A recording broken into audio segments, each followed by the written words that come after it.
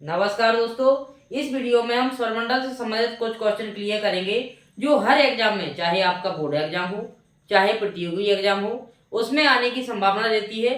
कुछ क्वेश्चन हमने पिछले वीडियो में क्लियर किए थे, आप उसको देख सकते हैं। इस वीडियो में हम अगले क्वेश्चन क्लियर करेंगे।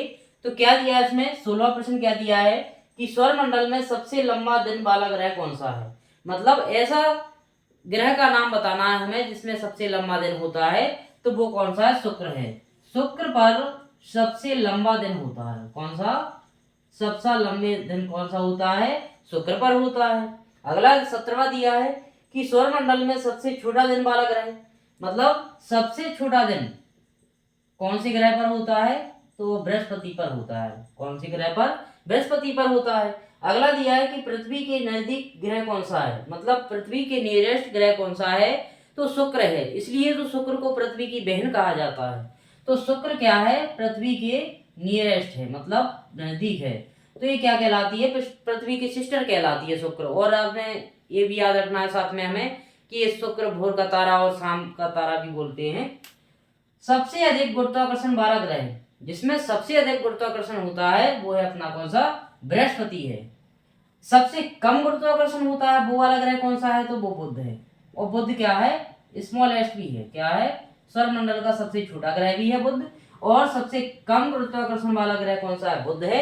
अगर हम सबसे अधिक की बात करते हैं तो बृहस्पति है। और अब इसमें एक बात आपको याद रखना है कि बृहस्पति बड़ा होता है तो सबसे अधिक होगा, ये क्लियर होगा।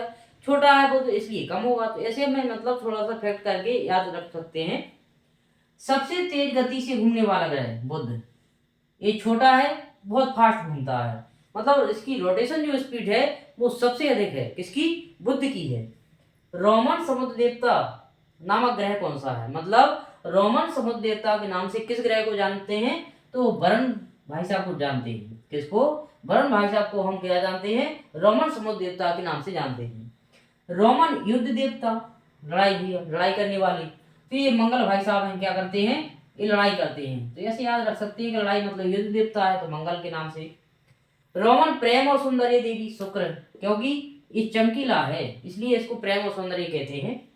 केवल 88 दिन वाला ग्रह, जिसमें 88 दिन वाला वर्ष हो, इस बुध पर क्या होता है, 88 दिन में एक साल हो जाती है। क्या, 88 दिन में एक साल हो जाती है। वैसे तो 365 दिन पर होती है पृथ्वी पर।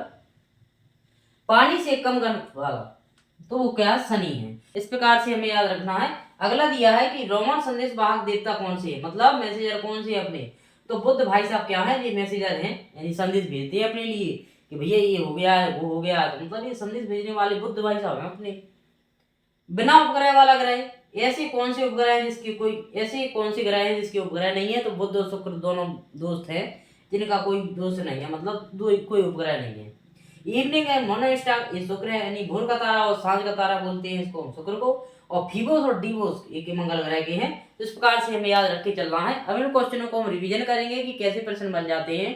ऐसे प्रश्न बन जाएंगे कि सौरमंडल का सबसे लंबा दिन वाला ग्रह क्या है, तो आपको 4 ऑप्शन दे देगा, तो आपको एक सही करना है।